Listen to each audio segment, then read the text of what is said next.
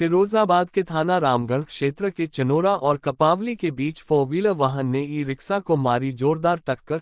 हादसे में एक की मौत, 2 घायल। पुलिस मामले की जांच पड़ताल में जुटी। सोमवार की शाम करीब 5 बजे गांव चनोरा और कपावली के बीच बड़ा हादसा हुआ है।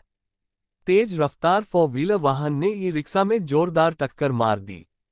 हादसे में ई रिक्शा सवार बबलू की मौत हुई है, जबकि 2 पवन और पिंटू गंभीर रूप से घायल हुए हैं। ई रिक्शा सवार कोटला से फिरोजाबाद के लिए आ रहे थे। पुलिस ने एम्बुलेंस की मदद से घायलों को अस्पताल में भर्ती करा दिया है। वहीं पुलिस मामले की जांच पड़ताल में जुटी गई है। फिरोजाबाद से देखिए हमारे संवाददाता राहुल उपाध्याय की खास रिपोर्ट। क्या बात हो गई थी? अरे ट्रेन चला रहे थे, कार ठुक दिया। ट्रेन में कितने लोग थे? 3 जने। एक मौत भी हुई है? एक मौत है और 2 लोग घायल। घायल। कहाँ की बात है? कपावली की।